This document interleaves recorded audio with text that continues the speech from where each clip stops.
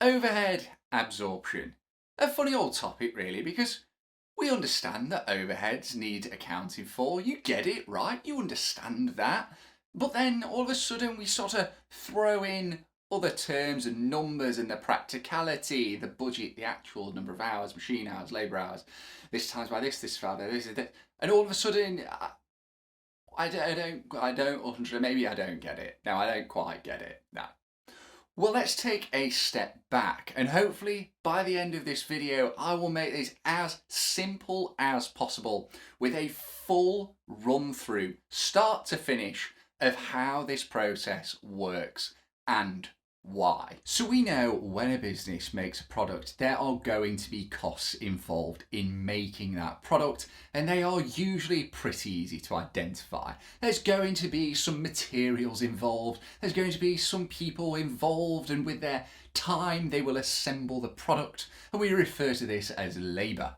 The problem is that many people stop there and forget about a whole bunch of other costs, and these other costs are our overheads. Things like factory rent, electricity, supervisors, and many, many other things. Now the problem is that if we don't include these costs alongside our other costs of making the product, then how do we know how much to sell that product for?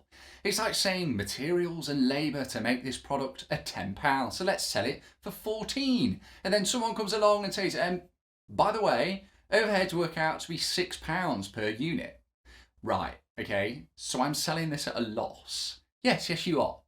So by having all these costs, a business can accurately price its product to ensure that they are making a profit. The second reason we absorb overheads is because, unfortunately, as is life, timing is not always on our side, and often the business will not receive the actual figures for its overheads until weeks or sometimes months after when it needs them. Now, a business can't just ignore not having these figures because it's going to produce some rather inaccurate monthly accounts. By having a way to absorb overheads, it allows the business to effectively enter in a provisional figure into its accounts. This can then be adjusted when the actual overhead figures come in. The big question is then, how do we know how much overhead to put into, i.e. absorb, into each product? Well, under traditional absorption costing, there are three main ways: by unit, by labour hour, or by machine hour. Let's examine each one to see how it would work. Firstly, and the most simple way, would be by unit. This would involve splitting the total overheads by the total number of units. For example, keeping it extremely simple, if we had £100,000 worth of overheads and 10,000 units, then the business would absorb £10 per unit. Now this method is extremely straightforward and works brilliantly if you only have one product or you have a few different products that all take a very similar time to produce. The problem comes when you have multiple products that take varying times to produce, because if you split that overhead equally across all units, then you're absorbing the same amount of overhead on every unit. But what if you have one product that takes 30 minutes to make and another product that takes 2 hours to make? All of a sudden, it seems significantly less accurate to absorb the same amount of overhead into both. The product that takes 2 hours to make should surely absorb more than the one that takes 30 minutes to make. This is where our next two methods come into play: absorbing through labour hour or machine hour. See, by using these two methods, which are largely the same, we can absorb more or less overheads into a unit depending on the time it takes to produce, effectively meaning that the products that take longer will absorb more overheads. In terms of whether to use labour hours or machine hours, it all depends on the business. We would usually pick the one that is most intensive, meaning that if the business is quite labour intensive, then we pick to absorb based upon labour hours. If the business is more automated, then we'd absorb based upon machine hours. Let's put this into practice with a case study and see how it would look. You are working on the accounts of Hawkins Limited. You've been given the following budgeted information for the year. Let's start off then by absorbing based upon unit to see how this would look. The first thing to do then is add up the number of budgeted units. That will be 12,040 and 2,800, giving you a total of 14,840 units. We then take our budgeted overheads figure of 625,000 and divide this by the total number of budgeted units of 14,840. This results in an overhead absorption rate per unit of £42.12, rounded to 2 decimal places. So for every unit of either of the products, the business would absorb £42.12. As we can see, there are quite varying budgeted hours between these two products, and absorbing based upon units isn't going to be the most accurate way of recovering overheads in this example. Next then, let's now change our method and absorb based upon machine hour. Now in this example, I'm going to use machine hours, but the same method could be used for machine hours or labour hours. Firstly, add up the total budgeted machine hours, and this is across all products. This would therefore be 6,020 plus 4,200, giving us a total number of machine hours of 10,220. Following this, take the budgeted overheads and divide it by the total number of machine hours of 10,220, which gives you a budgeted overhead absorption rate of £61.15 per machine hour. The next step is to find out how many machine hours it takes to produce 1 unit of product X and 1 unit of product Y. We can then apply our overhead absorption rate of £61.15 per hour to the time it takes to produce 1 unit. This will then tell us how much overhead to absorb into each unit. According to our case study, it takes 6,020 hours to produce 12,040 units of product X. If we therefore do 6,020 hours divided by 12,040 units, it takes the business 0.5 hours, so half an hour of machine time, to produce 1 unit of product X. Let's now apply our absorption rate. £61.15 multiplied by 0.5 hours equals £30.58 rounded to the nearest penny. This means that every unit of product X would absorb £30.58 into its costs. We now need to do the same for product Y. Firstly then, let's calculate how many machine hours it takes to produce 1 unit of product Y. Budgeted machine hours are 4,200 to produce 2,800 units. 4,200 hours divided by 2,800 units means it takes 1.5 machine hours to produce 1 unit of product Y. This then needs applying to the overhead absorption rate.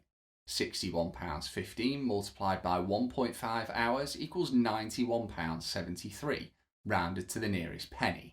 This means that for every unit of product Y the business produces, £91.73 of overheads will be absorbed into the unit. Now that we've calculated the amounts to be absorbed into each unit, the next step is to look at how a business would absorb and account for its overheads based upon the actual number of units produced. It's important to note that everything we have covered so far is based upon budgeted figures, budgeted number of units, budgeted number of hours, etc. Let's now continue our case study and see what happens when the actual figures start coming in. We have now been provided with actual activity figures for month 1, and the business is required to record its production expenses for the month-end accounts. So for this, we will be continuing to use machine hours as our way of absorbing overheads. Earlier, we calculated the business budgeted overhead absorption rate for machine hours, which was £61.15 per hour. The first step to recording our overheads at the end of month 1 is to add up the actual activity that you're absorbing on. In this case, that will be machine hours.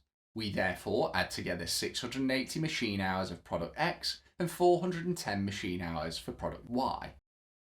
The total machine hours for month 1 is therefore 1,090. Now apply the budgeted overhead absorption rate to the actual hours worked. £61.15 multiplied by 1,090 hours equals 66,654, rounded to the nearest whole pound. This is the figure which will be recorded in the accounts as the business's production expense. The double entry to record this will involve 2 accounts, the production overheads account and the production overheads control account.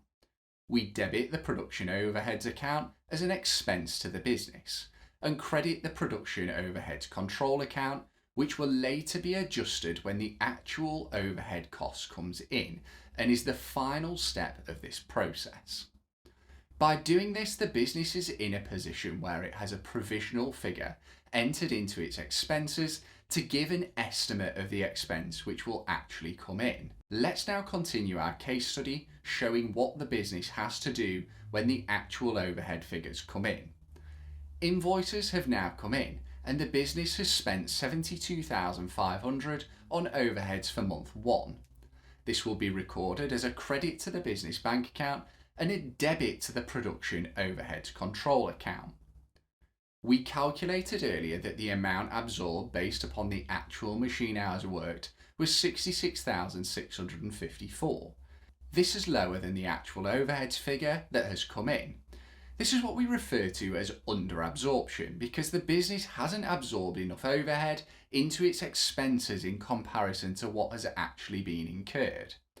Alternatively, if the business had absorbed more than what the actual overhead turned out to be, then this is what's referred to as overabsorption. Now, because the business hasn't absorbed enough, an adjustment needs to be made to the accounts to account for the shortfall. Firstly, let's calculate the adjustment amount. This is the difference between the amount absorbed of 66,654 and the actual overheads figure of 72,500. Which gives us 5,846. To record the adjustment, we would credit the production overheads control. This now balances off this account, leaving it with a zero balance, which will always be the case. The other half of the transaction is a debit to the profit or loss to increase the business's expenses by 5,846, making up the shortfall in the original entry to the production overheads.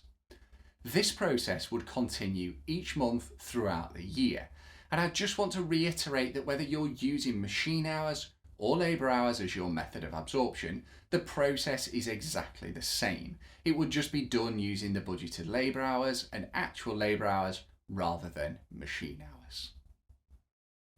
And that wraps up this video on overhead absorption. I hope you found it useful. Remember, if you have, to hit that like button and subscribe to the channel for more accounting videos.